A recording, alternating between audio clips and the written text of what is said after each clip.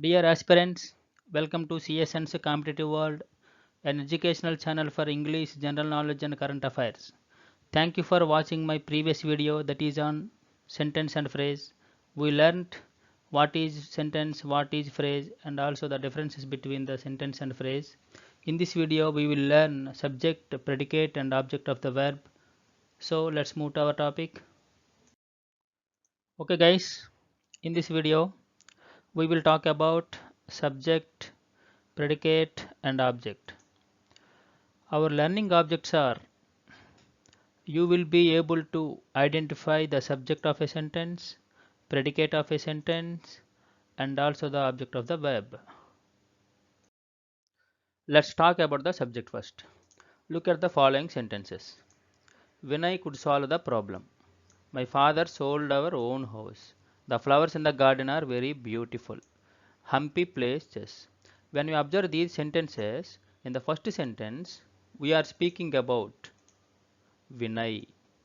In the second sentence, we are speaking about my father. Here, we are speaking about the flowers in the garden. Finally, we are speaking about Humpy.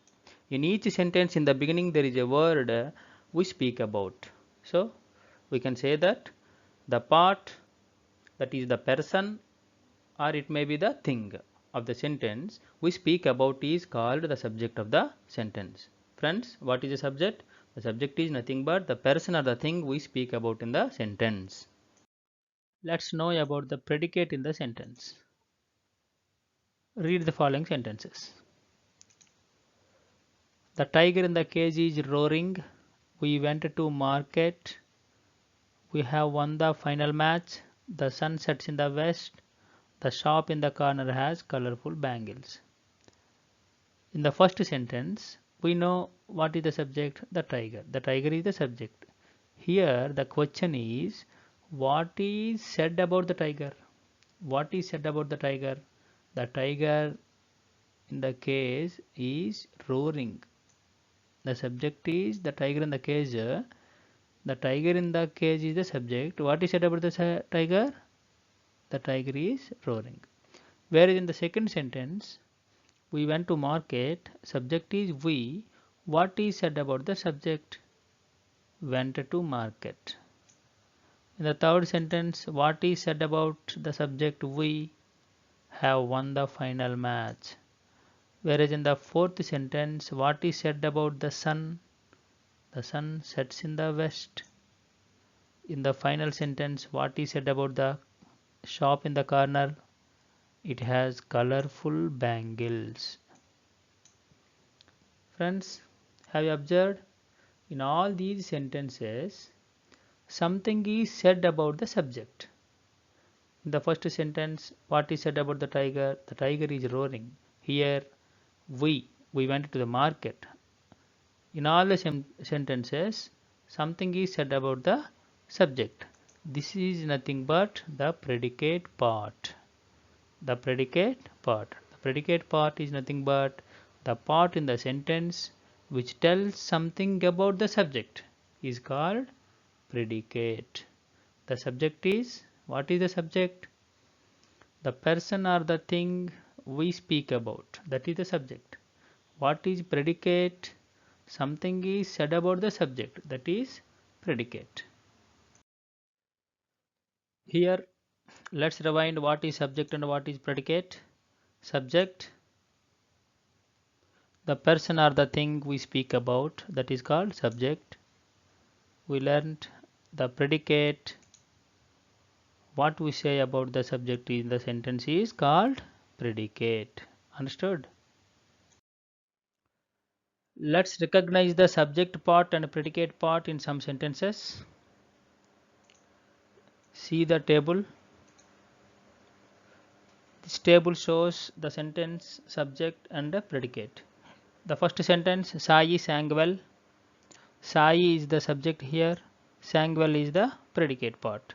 Sai is the subject because we are speaking about Sai.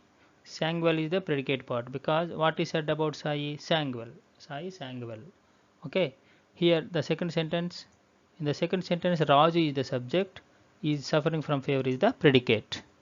In the third sentence, the table with the green colored sheet is spoiled. Here, the table is only the table is only not the subject. The table with the green colored sheet, the total phrase is the subject. Is spoiled is the predicate. We went to market to buy the vegetables.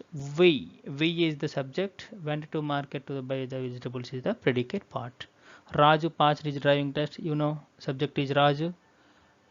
Predicate is passed his driving test. It rained in the evening. In the same way, it is subject. Rained in the evening is the predicate. One more thing is, in each sentence, in the predicate part, there is the most important thing, that is subject, verb. Sai sang well. Here, the verb part is sang. Verb is the most important part in the predicate part. Raju is suffering from fever. Is suffering from fever is the predicate part. In this predicate, is suffering is the verb. Here, is. In the fourth sentence, went.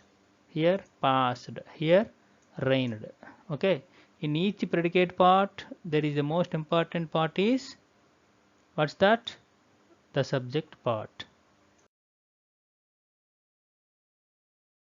About the subject and the predicate. Generally, a subject comes before the predicate in a sentence.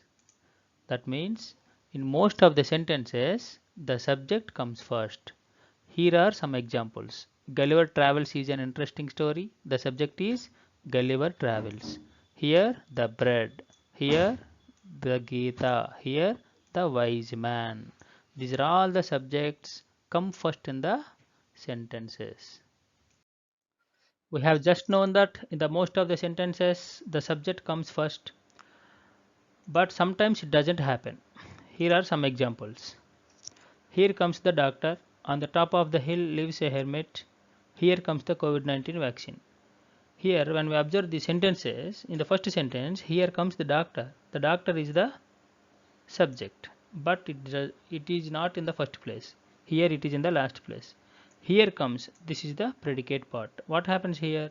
The predicate here comes, the subject, the doctor, both are inverted here. In the same way, in the second sentence, on the top of the hill lives on the top of the hill. This is the predicate. A hermit is the subject. Here comes the COVID-19 vaccine. Here comes, that means comes here. This is the predicate part. The COVID-19 vaccine is the subject part. Okay. Finally, we should say that sometimes the subject of the sentence is placed after the predicate. What about the subject and the predicate in case of imperative sentences? Just read the following sentences. Stop there. Close the book. Sit down. In these three sentences, there are no subjects. Only predicate parts are there. Stop there. Close the book. Sit down. So, in an imperative sentence, the subject is left out, but the subject you is understood. That means you stop there, you close the book, you sit down. The subject you is understood, but there is no subject in the imperative sentence. That is left out. Let's talk about the object of the verb now. Okay. Object of the verb. Let's read the following sentences. Venu sir kicked the ball. Those people sell bangles.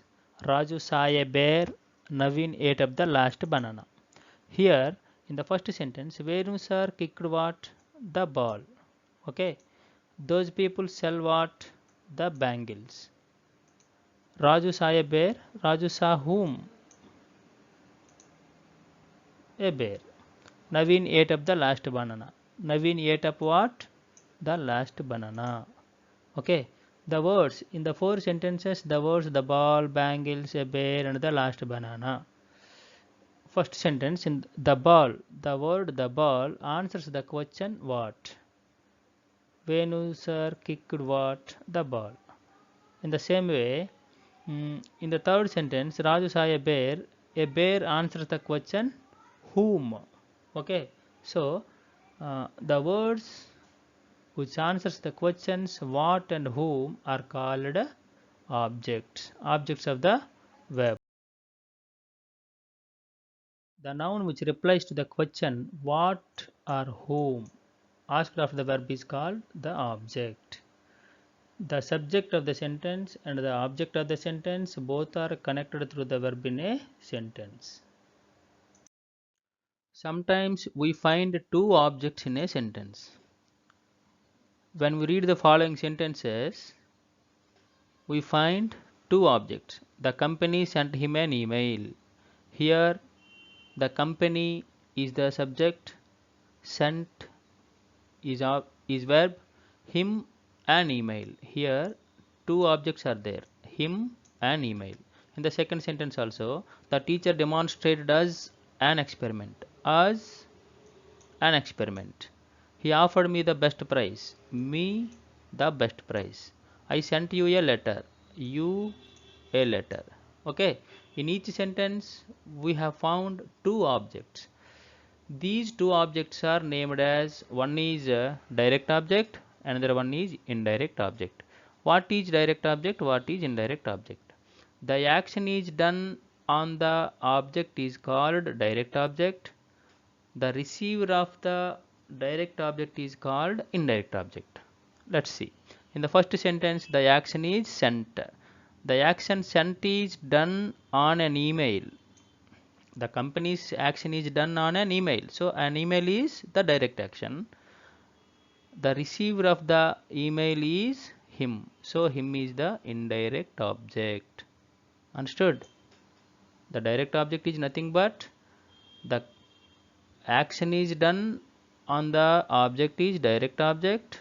The receiver of the benefit is called indirect object. Let's see the second sentence. The teacher demonstrated us an experiment. Demonstrated, the action is done. The action is demonstrated, which is happened or done directly on an experiment. So experiment is direct object.